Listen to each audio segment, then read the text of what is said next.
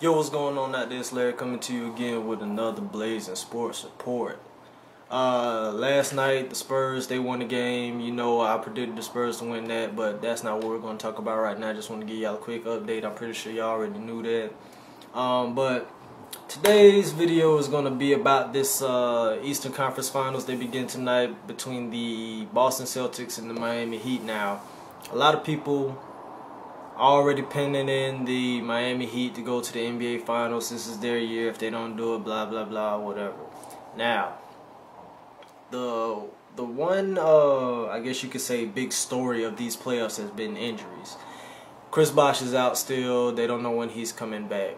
But outside of Chris Bosh, everybody else on that Miami Heat team is relatively healthy. Then when you look at the Boston Celtics side of things, Ray Allen's banged up. Avery Bradley is done. Paul Pierce is a little dinged up.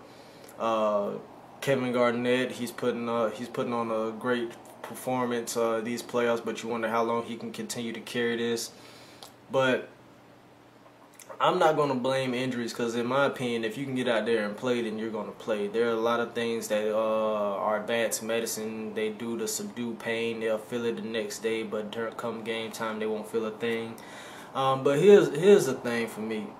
When I look at this matchup, everything with the Boston Celtics goes through Rajon Rondo. Rajon, however you say his name, everybody says it differently. I'm going to just say Rondo from now on.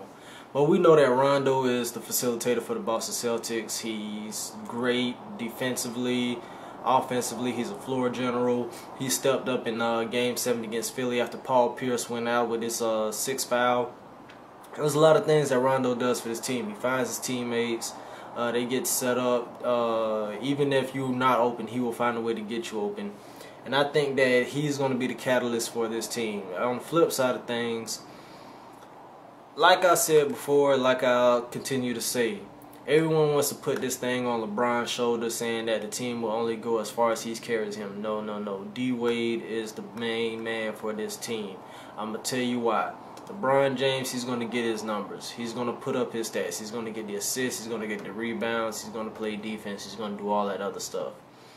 But unless D-Wade can keep this hot streak going that he's on right now, it's not going to be enough to stop these Boston Celtics. You got to remember, they came together because they couldn't get past the Boston Celtics. LeBron couldn't do it. D-Wade couldn't do it. The Celtics are the team that outclassed them both when they were with their separate teams. Ever since the Big Three came together, and that was the Big Four with Rondo. But here's the thing. When I break down the matchups with this team, we know that Boston has 4 legitimate weapons opposed to Miami's 2 weapons. But the thing is, LeBron James picks up the slack for so many different players that he actually compensates for about 3 guys on the floor.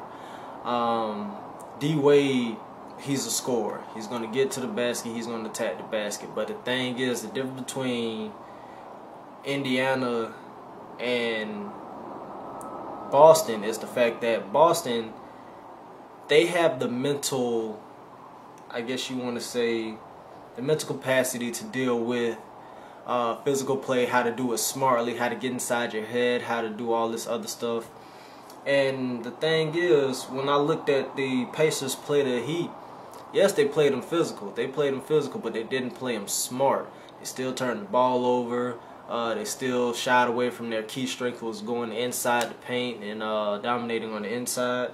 Boston Celtics isn't that kind of team. The Boston Celtics know what it takes to get in prime position to win games. Now, with that being said, if I had to pick one X factor for this whole series, knowing that Bosh is going to be out, I'm going to say that Ray Allen will have to be the X factor for this this entire series. We know the ankle is a little banged up. We know that he didn't shoot particularly well in Game 7 or throughout that whole series, if you will, against the Philadelphia 76ers. But here's the thing, he's still a threat. He's still somebody that has to be reckoned with. Ray Allen, he's still dangerous coming off screens. He still has a stroke. He still knows what it takes to win basketball games. If anybody is going to be, I guess you can say, the main man that you would have to consider for the threat to do anything for either team, it would be Ray Allen. because I think if Ray Allen has open shots and he's not making them, it's going to cost Boston in the long run. But if he does have if he is knocking down these open shots coming off of all these screens or what have you, then it's going to provide another cog, another piece, if you will, for the Boston Celtics in terms of running their offense and catching the Miami Heat off guard. Because the last thing you want is for Allen, Garnett, and Pierce to all get it going, and then you have three guys that you have to consider, and then Rondo being the threat that he is in playmaking and making decisions with the ball, he will find ways to get that Miami defense out of whack.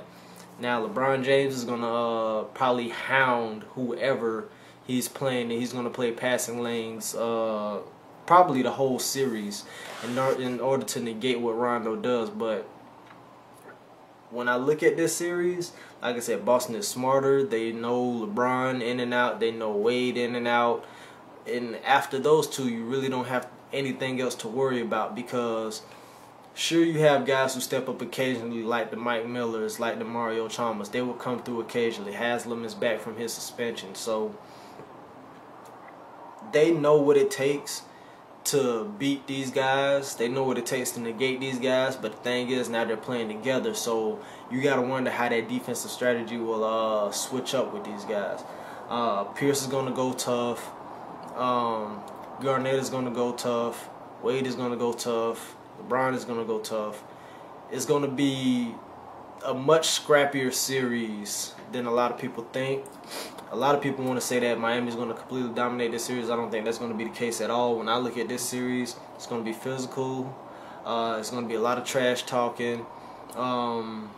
If Boston learned anything, it's that being physical with this team does have some advantages to it. But like I said, they're smarter, they're craftier, they know when and where to do things. Kevin Garnett is probably the best in getting under people's skin, and if he can find a way to get inside like the bigs for Miami, how limited they are, and get them in foul trouble, then that's going to prove a whole world of difference, because then you're talking about maybe moving LeBron up to guard somebody like a Kevin Garnett. But when it comes to predicting this series, the Boston Celtics have the ability, they have the capabilities to beat the Miami Heat with just experience alone. But with the injuries and I'm not going to say the age, because the age doesn't really, I don't really factor age into what people consider a drawback to a certain team.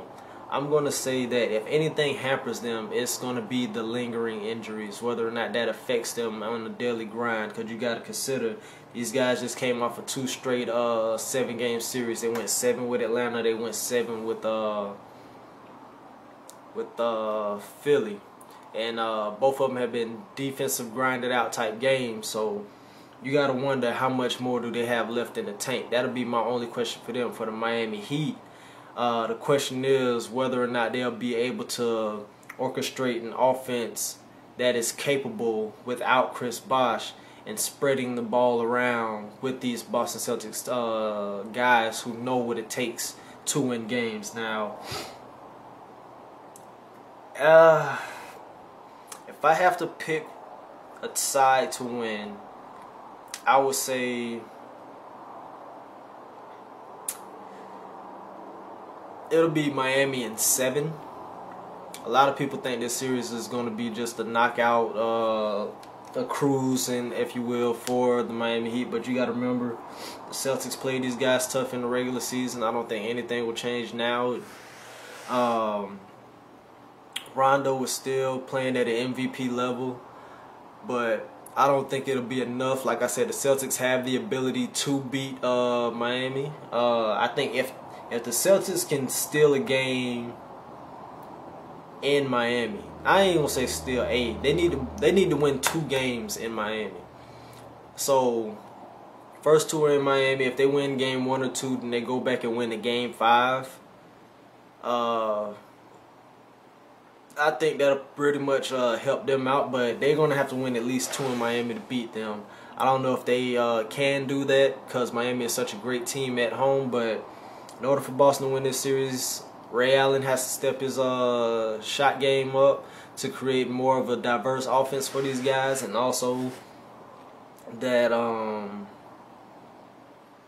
they're gonna have to win 2 games in Miami. That's my personal opinion. If they can win 2 games in Miami, it'll be a much easier win for these guys. But I don't think it's gonna happen. I think LeBron is on a mission. I think Wade has rediscovered himself. He's looking like the 06 Wade. This team is clicking on defense collectively, and I think that Miami will move on and play I picked the Spurs, so I think we will have a Spurs Heat finals. This is Larry Jenkins, Blazer Sports Report. Hit me up, facebook.com/Blazer Sports Report, twitter.com/Blazer Sports. Just find me, comment here. Anything you say, you know, I hit you guys back in the reply section down below. Just let me know what you guys think. This is Larry Jenkins, Blazer Sports Report. I'll holler at y'all. Peace.